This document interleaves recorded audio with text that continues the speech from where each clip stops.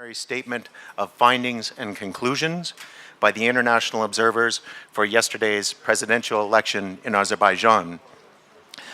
Here to present the statement today on the dais are Ms. Nilza Desena, the special coordinator and leader of the OSCE short-term observers for this election, who will be followed by Viorel Bardea, who is the head of the delegation from the Parliamentary Assembly of the Council in Europe, and by Corinne Jonker, who is the head of the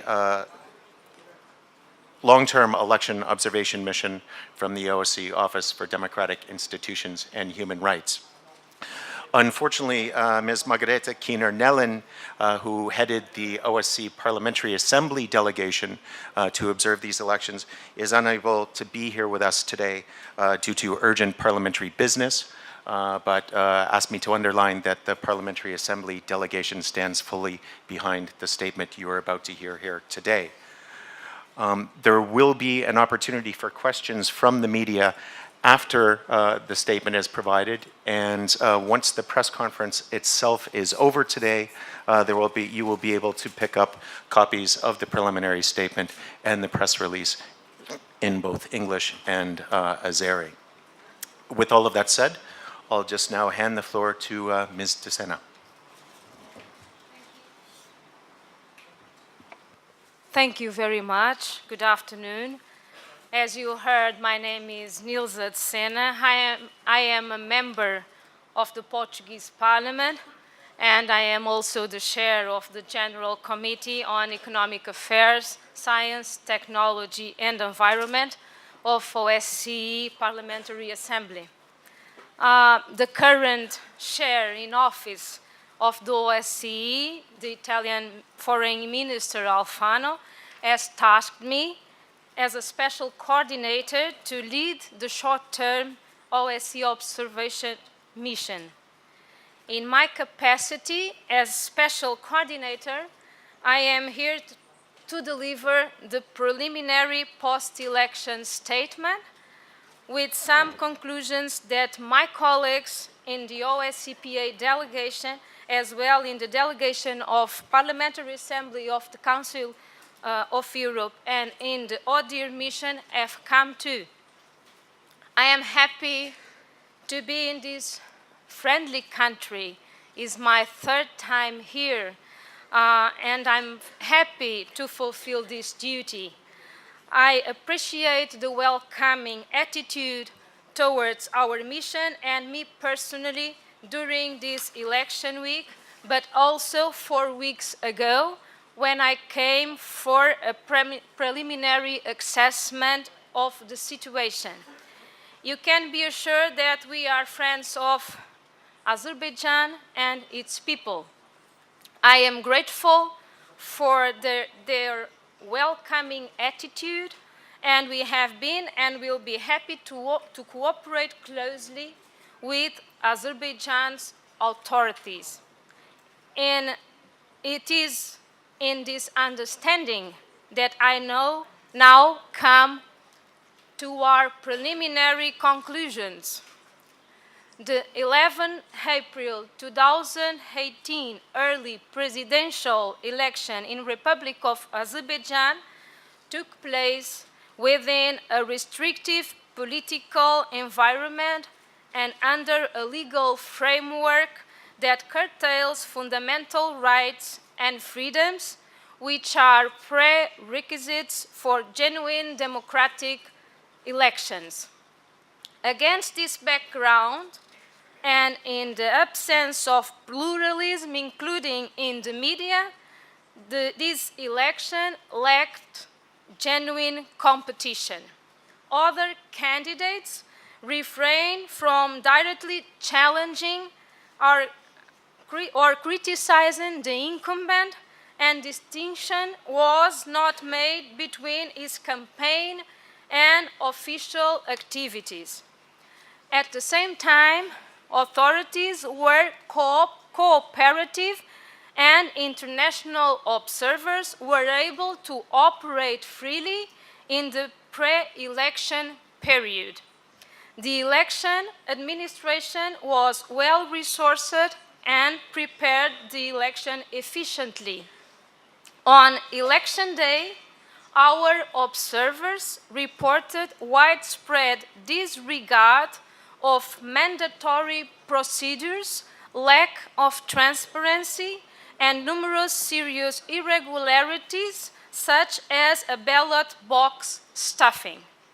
I do not need to inform you about who ran, who boycotted the election, and you are Excuse me, I'm sorry.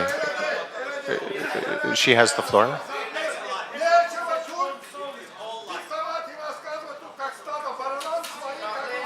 Excuse me, gentlemen. I'm sorry.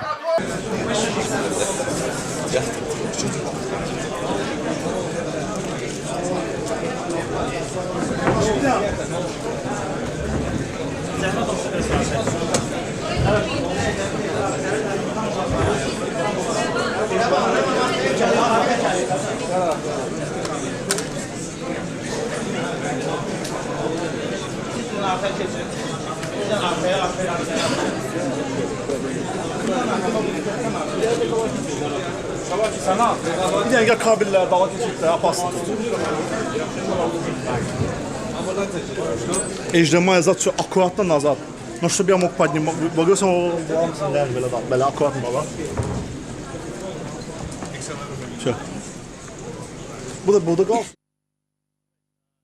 Thank you for bearing with us during that unforeseen little break. I think we're ready to resume at this point. So, once again, yes. Thank you very much. This was the first presidential election since constitutional amendments in 2016 that further increased the powers of the president. A number of constitutionally granted fundamental rights and freedoms related to elections are in practice subject to legal and administrative restrictions, as also concluded by the European Court of Human Rights. The election code is detailed and well structured. The Central Election Commission issued additional regulations, but they did not cover all procedural aspects of the election. A few previous ODIHR recommendations have been taken into account, but we are still waiting for any of the priority recommendations of the ODIHR and the Venice Commission to be addressed. At the same time, given that there is no political differentiation between the three groups in the Parliament that nominate the commissioners, the formula for appointing election commissions does not guarantee an impartial election administration, as evidenced by the case law of the European Court of Human Rights. In our statement, you will read more details about the work of the Central Election Commission. Around 5.2 million voters are registered in the permanent voter register maintained by the Central Election Commission. Voters were provided with ample opportunity to verify their records and could request corrections. Despite this, questions related to the accuracy of the figures are caused by data provided by two separate state authorities, which indicate that the number of registered voters is almost 2 million lower than approximate number of citizens of voting age. We cannot judge whether there has been an impact, but the discrepancy needs to be clarified. Also, it is contrary to international standards that persons with disabilities declared incapacitated by a court decision do not have the right to vote. To be registered, nominated candidates had to collect at least 4,000 supporting signatures. The CEC registered 8 candidates and denied registrations of 2 nominees, arguing that they lacked sufficient supporting signatures, and they submitted a considerable number of duplicated or invalid ones. The CEC's working group tasked with verifying the signatures was unable to clearly demonstrate that the process was technically adequate and accountable. Details can be found in our written statement. Deficiencies in the process are not in line with international standards. ODIHR observers reported about cases where public sector employees and university students were compelled to attend IAP campaign activities, as well as several IAP events where those in attendance were prevented from leaving. Pressure on voters of any kind raises concerns whether the campaign was conducted in a fair and free atmosphere in line with 1990 OSCE Copenhagen document. A crucial point is that the media environment is characterized by a highly restrictive legislative framework that challenges the freedoms of expression and the press, and which extends to websites and social media content. The fact that defamation is a criminal offense punishable by imprisonment with additional penalties for defamation of the president further limits the freedom of expression that is key to political campaigning. This is true although, as required by law and sometimes going beyond legal requirements, the public broadcaster allocated free time which was used exclusively for roundtables on TV and radio. All TV stations monitored by the ODIHR devoted the largest part of their news coverage to the authorities and their activities. As there are no broadcast or print media that critically analyze government policies, dissenting opinions regarding authorities' performance were absent from newscasts.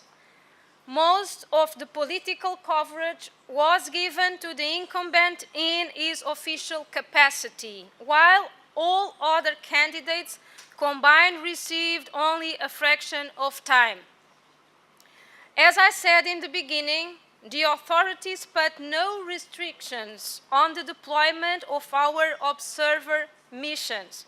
Almost 60,000 domestic observers were registered.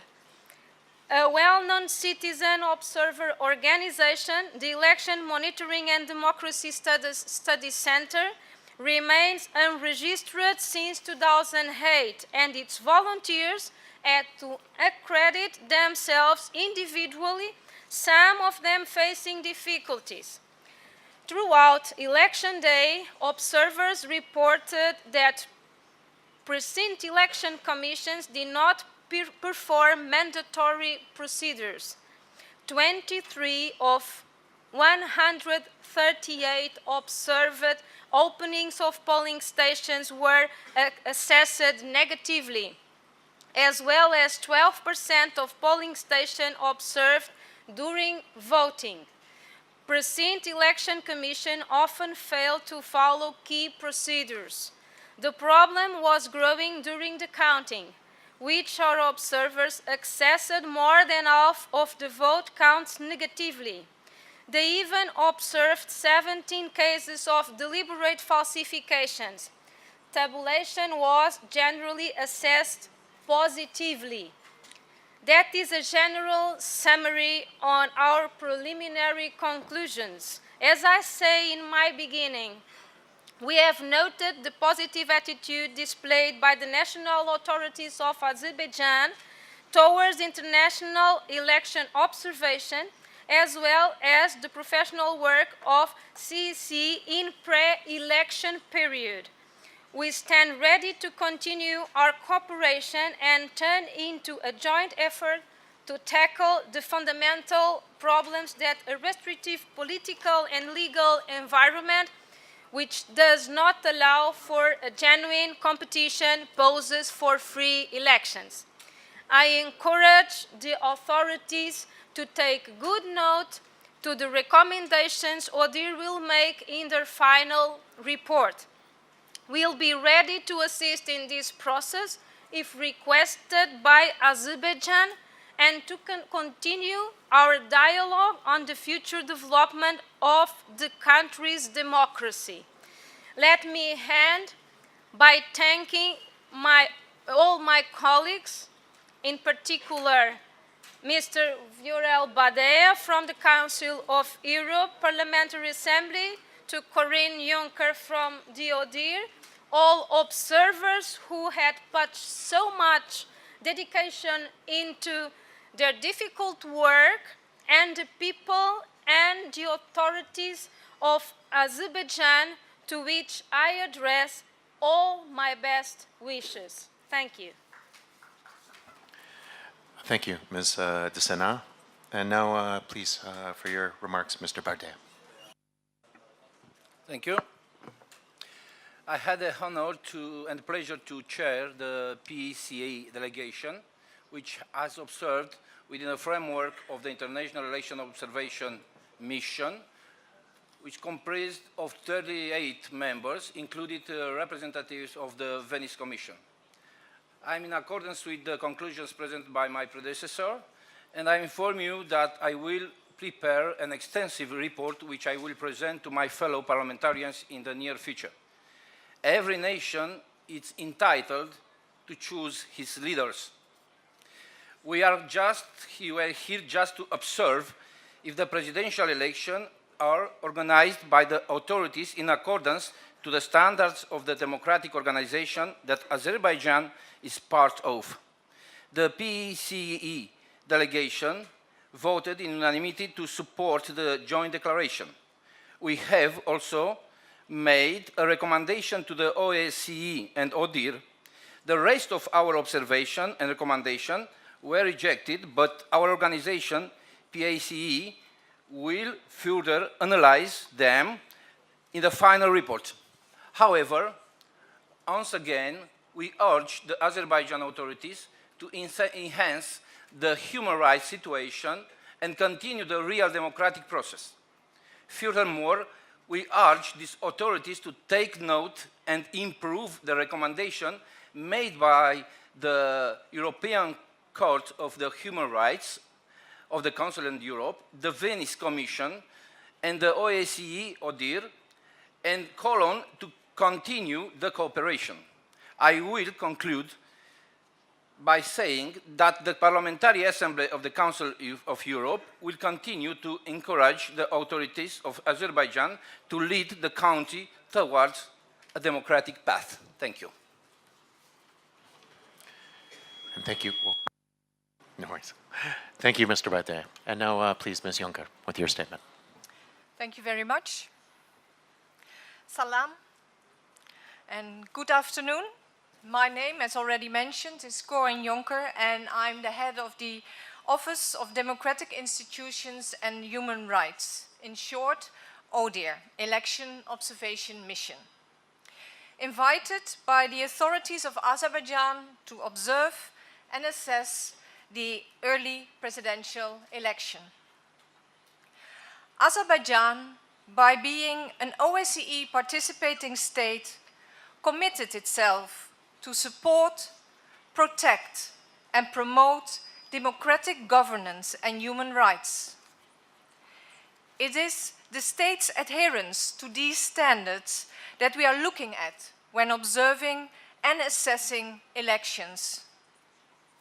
In all participating states, ODIHR observes according to a standard methodology, tried and tested over 350 elections.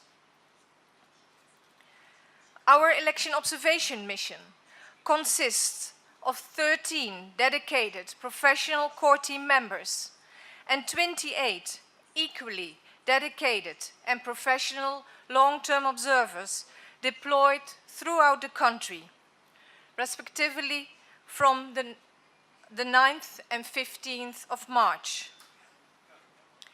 Last week, the mission was joined by short-term observers, including our colleagues from the 2 parliamentary delegations. The work of these different members of the mission, taken together, allows me to present you with a comprehensive assessment of the electoral process based on objective observation across the country, from beginning to end, pre-election period, election day, and post-election developments. And because of this, I am confident to present the preliminary findings and conclusions to you today. And I should make clear that the assessment we are providing is up to the process this morning. And there are still some stages to go, including the announcement of final results and the handling of possible complaints or appeals, which will be reflected in ODIHR's final report, of which more later. Since Nielsa already stated our key conclusion and also on some aspects went into further detail, I will try to not cover the same subjects in my speech again, but please apologize when still there are some bits and pieces overlapping. I would like to start with the legal framework in which these elections were organized.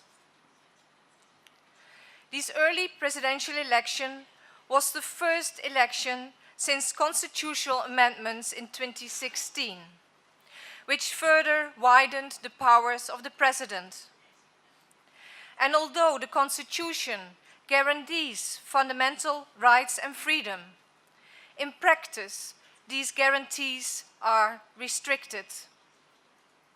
Also, the space in which civil society organizations, including those involved in election observation, can cooperate is increasingly confined. The fundamental rights and freedoms are prerequisites of genuine democratic election, are in practice severely restricted, which goes against OSCE commitments.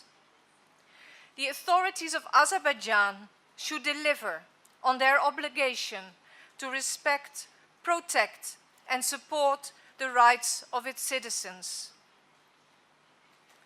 The political environment is dominated by the ruling New Azerbaijan Party, or in short, YAP, in parliament, but that also during the election campaign. Some opposition parties boycotted the election and organized 2 protest rallies. Allegedly, some participants were questioned and detained in connection with these rallies. The election administration was well resourced and prepared the election efficiently. The formula for the appointment of the Election Commission does not guarantee their impartiality. Given that there is no political differentiation between the 3 groups in Parliament that nominate the commissioners. The Central Election Committee held regular public sessions. They did not publish the minutes of their meetings, and this reduced transparency and also accountability. About the voters list, mentioned already by Nielsa, the difference of almost 2 million people between the voters list and the official population statistics. These figures raise questions. We do know that the lists are updated, but it's not entirely clear how this is done. And the possibility is that voters are excluded. Therefore, authorities should look into this. The candidate registration, also already mentioned by Nielsa. The CEC denied registration of 2 candidates, 2 nominees, I have to say, based on the number of duplicate and invalid signatures. And unfortunately, the working group of the CEC was unable to clearly demonstrate us the process, how it was done technically, if it was adequate and accountable. However, we discussed with them the rules and the process of the signature verification. The campaign generated limited public engagement. The president chose not to campaign himself, but made visits across the country and received many high-profile foreign leaders in his official capacity. The campaigns of the other 7 candidates were limited, and none of the candidates openly challenged or criticized the incumbent. And with that, the election lacked genuine competition. Since Nilsa already expressed what we observed where it comes to pressure on public sector employees and university students, I will not again raise this issue. But of course, it's a serious issue that should be prevented. The media environment, characterized by a highly restrictive legislative framework, challenging the freedoms of expression, which is also extended to websites and social media.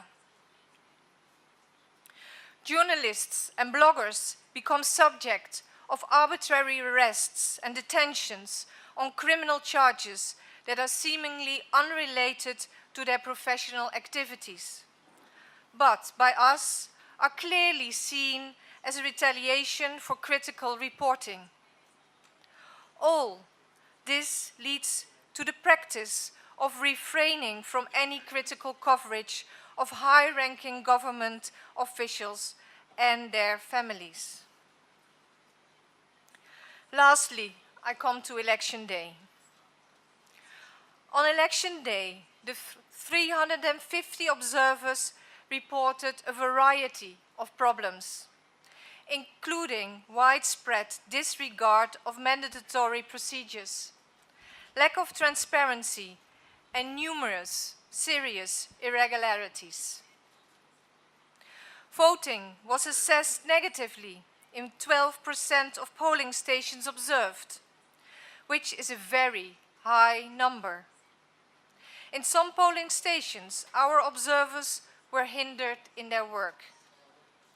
Our observers reported many cases where they saw indications of, again, ballot box stuffing or series of seemingly identical signatures on the voters list. Many of them were not allowed to scrutinize the voters list. We also assessed around half of the counts that we observed in a negative way, mainly because the PECs disregarded key procedures which would provide safeguards against possible electoral malfeasance, but also because of cases of serious irregularities. This and more can be read in our joint preliminary statement. In about 2 months, an even more detailed final report will be published, which also, as also our previous reports, will include, again, recommendations. Let me reiterate that the fundamental rights and freedoms, which are prerequisites for democratic elections, are, in practice, severely restricted in Azerbaijan, which goes against the OSCE commitments. The authorities of Azerbaijan should deliver on their obligation to respect, protect, and support the rights of the citizens. And therefore, I urge the authorities to follow up on previous and upcoming ODIHR recommendations. And lastly, I again would like to thank my dear colleagues for our cooperation, and of course After our statements, the copies will be available at the table on your way out. Thank you very much. Thank you. Now, as mentioned earlier, we have time now for questions from the media. I'll ask you to raise your hand and I'll have a microphone brought to you. Just before you ask your question, if you could please give your name and the media advisory for, the media outlet for which you work. So I think we have three here that we'll start with. So if we could, yes, and just come to.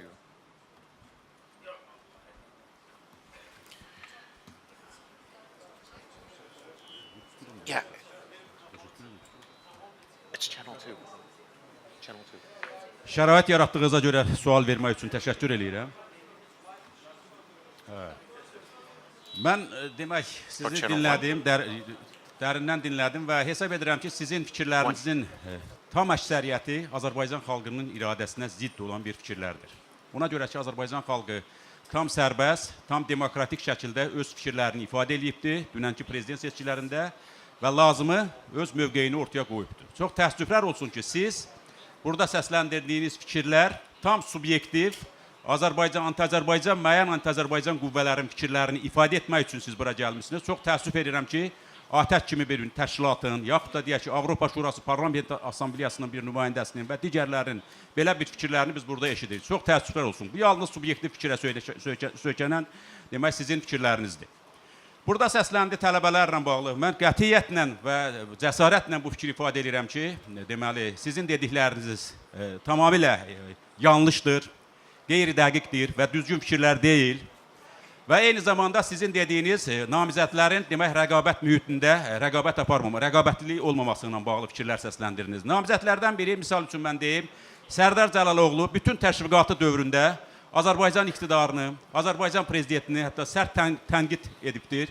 Bunun özü rəqabət mühiti deyilmi? Mən sizdən soruşmaq istəyirəm. Və digər namizədlərlə bağlı 8 namizəd demək qeydiyyatdan keçən namizədlərin hər biri və tam şəffaf və hesab edirəm ki, Avropanın hətta bir çox ölkələri üçün nümunə olacaq seçki keçirilib. Təəssüflər olsun ki, sizin kimi Avropanın bu təşkilatlarının nümayəndələrindən belə bir fikirlər səslənir. Və digər məsələlərlə bağlı sizin tam subyektiv fikirlərinizi dinlədik.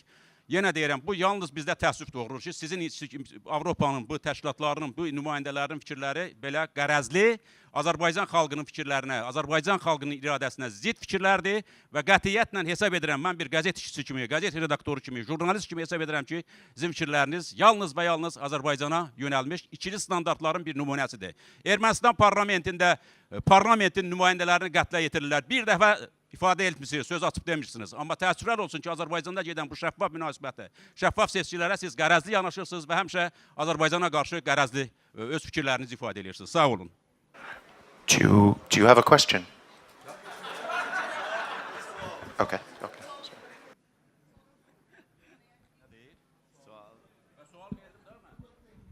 Mən sual verdim də sizə rəqabət mühiti ilə bağlı. Namizədlərdən hətta birinin adını çəkdim, Sərdar Cəlaloğlu'nun. Azərbaycan iqtidarına qarşı, Azərbaycan prezidentinə qarşı bütün təşviqat dövründə sərt fikirlər ifadələr. Bəs bu sual deyilmi? Mən bilmirəm, siz sualı necə vermək lazımdır sizə?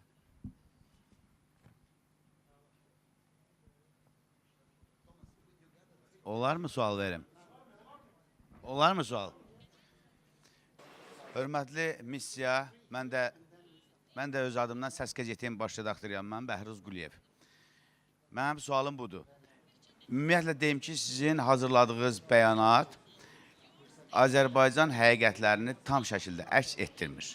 Ona görə ki, sizin aldığınız məlumatlar, mən belə hesab edirəm ki, ya qərəzli anti-Azərbaycan qüvvələrin Azərbaycan əleyhinə işləyən anti-milli insanların verdiyi qərəzin üstündə qurulub, ya da ki, siz hesabatı hazır formada gətirmişsiniz və burada səsləndirirsiniz. Mən sizə deyim ki, sizin dediyiniz, təsvir elədiyiniz dövlət Azərbaycan deyil. Sizin təsvir elədiyiniz dövlət sivilizasiyadan aralı, yəni hüququ olmayan və heç bir hüquqa əsaslanmayan bir dövlətdir ki, o da başqa bir yerdə, yəqin Afrika ölkələrində yerləşir. Azərbaycan hüquqi dövlətdir, insanların seçim hüququna hörmətlə yanaşır və bu seçkilərdə də Azərbaycan xalqının tam fikrini ifadə elədi. Bir sual verirəm sizə. Əgər siz dediyiniz o internet resurslarında güya ki siz deyirsiniz ki, müəyyən qadağalar qoyulub, məhdudlaşdırmalar olur. Mən sizə deyim, birinci, Mətbuat Şurası bəyanat verdi ki, Azərbaycanda mətbuatın fəaliyyəti üçün kifayət qədər normal şərait yaradılıb və heç bir mani olmayıb. Bu Mətbuat Şurasının qeyri-hökumət təşkilatı olan Mətbuat Şurasının bəyanatıdır. Bir.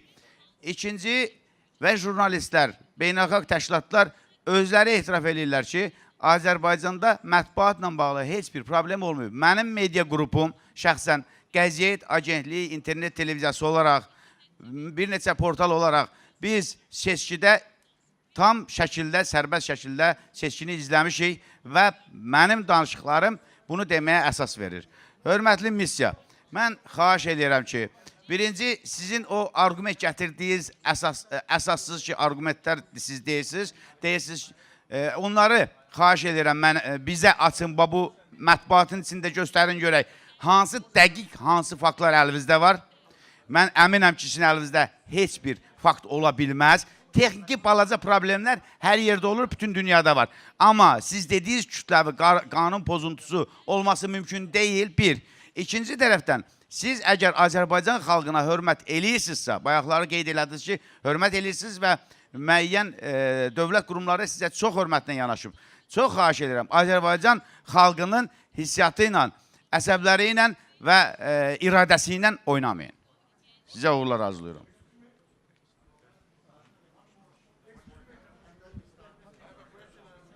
Sual, Tolku, sual ancaq sual. Qoy sual versin, qoy sual da. Bu da presiyadır da, bu da presiyadır.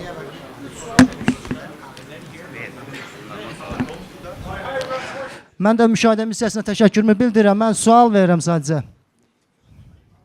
Bizdə belə bir məlumat var ki, Avropa Şurası Parlament Assambleyasının Polşadan olan 2 nümayəndəsi tələm-tələsik gecə geri çağırılıbdır. Bunun səbəblərini izah edə bilərsinizmi? Bu bir sual. Bir də ikinci sualım.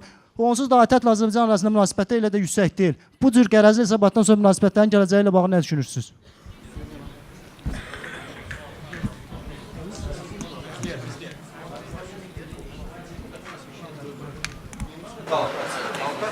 Okay, I think we have, so we have a couple of questions that are out there. Response at this point? About pace? No? Okay.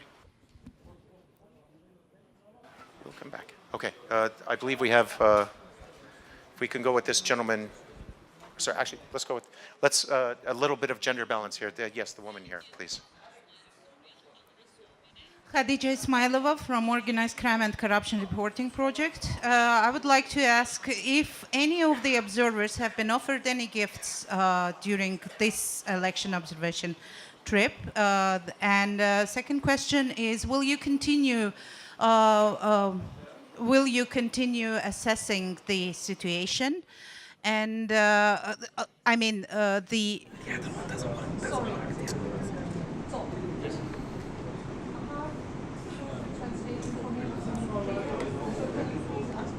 Okay, I will repeat. I will repeat, sorry. Yes, in English, it's in English. Yes. My name is Khadija Ismailova. I work for Organized Crime and Corruption Reporting Project. My question is, was any of the election observer mission members, observers or technical staff, have been offered any gifts by the government or anyone in Azerbaijan? Did that happen this time? I would like especially to address this question to Parliamentary Assembly's representatives.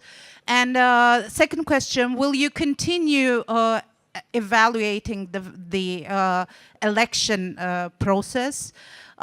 For example, the election results in constituencies where probability theory fails to explain the matching figures through the precincts, or like the work of the webcams in the precincts established by the Central Election Commission. As I understand, this issue has not been touched by your report.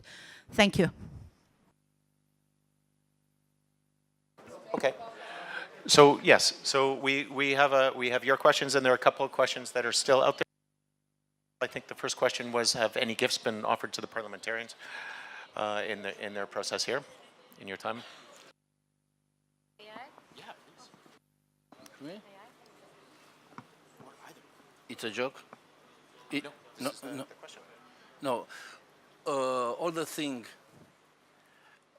I have to express, I expressed in my declaration. This is the declaration of the member of the mission of the Parliamentary Assembly of the Council of Europe. About the gift, I think that is a joke. Thank you.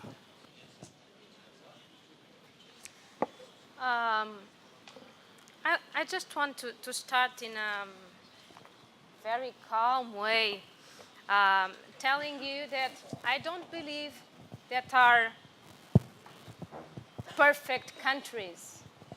I don't believe it. Not here, not anywhere. And as I don't believe that are perfect countries, not even mine, I think the first step is to recognize when we have a path to go and to correct some mistakes that are appointed. And I think that's our role here. We were invited to be here. And I was here a month ago, and I came with no preconcepts, with no prejudgments. I was not influenced by the last report of the last elections. I tried to have my own picture on all these assessments I had the opportunity to gather with me. And I listened to many people. I had a good cooperation on the official authorities. I was with the President Aliyev. I was in the parliament. I was with the Azerbaijani delegation of OSCPA. I was also with other people with different views from NGOs, with the CEC, Central Election Commission, with representatives of media, and I was also with pre-candidates. Then only 8 have become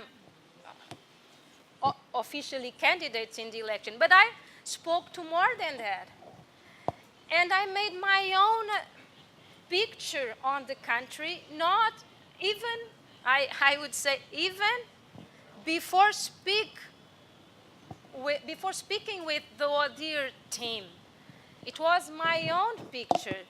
And I tried to be honest, an honest working here in really goodwill to cooperate with you.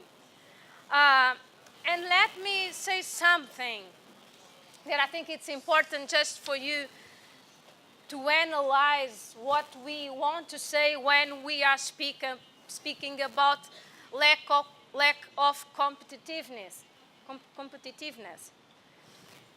I'm Portuguese. Probably all you know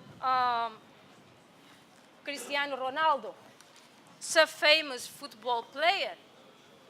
And do you know, how do we all know that he's good? Allow me to say the best. I'm suspect, I know, but allow me to say the best. Is because he has the opportunity to compete in fair conditions.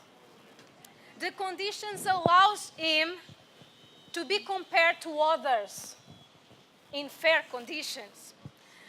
Allow me to compare it to the democracy games. When we're speaking on democracy, I think we have to be in mind all the ticket of democracy.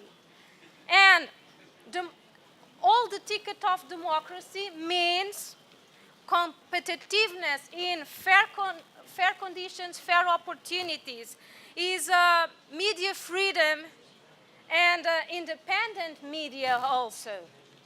I think you cooperate with us when you allow us to be here and hear the different views.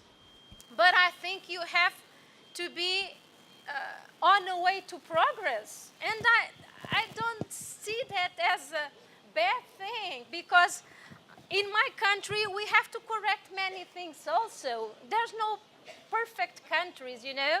I think we must apply to voting equality, and equality means equal and effective vote to those who can vote, and all the votes be counted.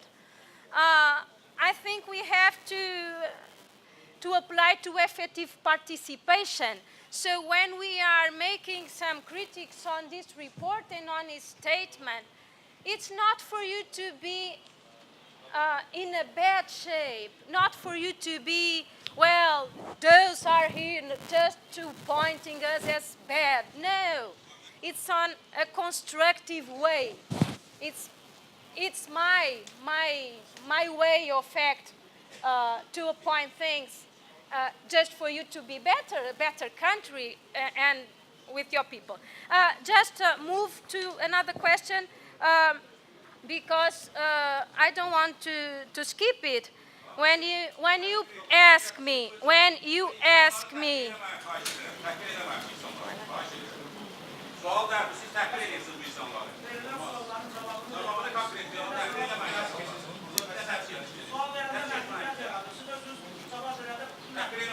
Excuse me.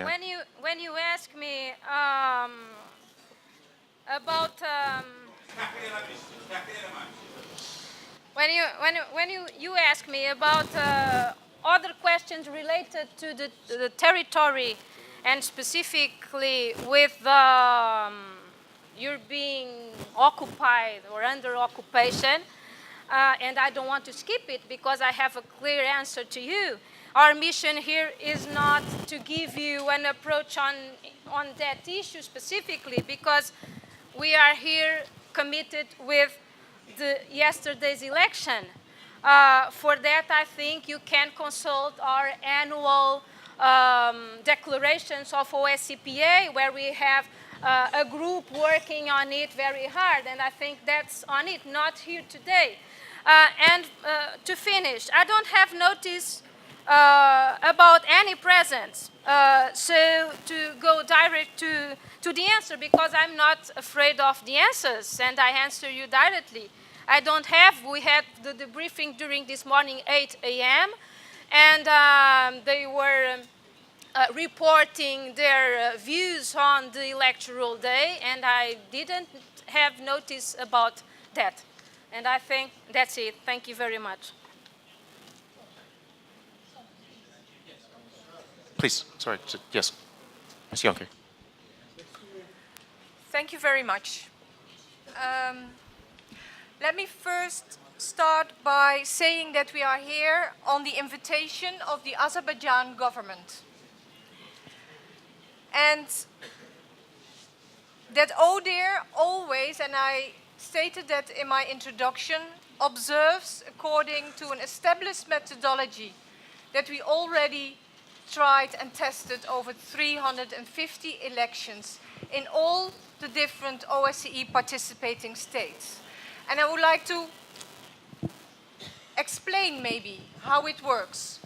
In Baku, we are working with 13 core team members, plus the long-term observers, 28, 14 teams in total, covering the whole country. Altogether, over the 5 weeks of the pre-election period, had interviews with all different election stakeholders. We talked to many state authorities. We talked to representatives of all the different courts. We talked with all the candidates and political parties, including opposition parties. We met with journalists from the traditional media, but also from the oppositional media. The core team did that in Baku. The LTOs did the same in all the regions, and I not even mentioned all the meetings we had with the different level of election administrations and also the civil society.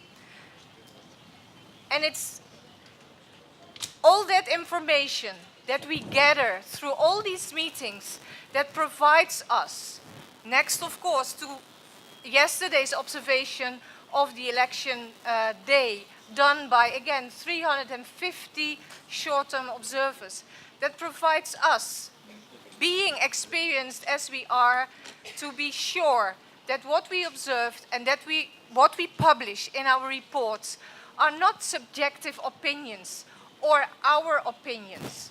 And if you read the statement, you will see that we wrote down what the opinions were of sometimes the one hand or sometimes the other organizations stating the contrary. Yes, indeed, that happens in Azerbaijan. But it is then not to us to judge on these findings, but to see and assess if the conclusions are in line with international standards. And that's the way we work. So again, it's not about our ideas, and it's absolutely not based on subjective opinions or double standards. I would also like to answer to the competitiveness and the question of that there's no restriction in the media. And then I would like to cover a piece that we wrote in our document that you later will be able to read yourself.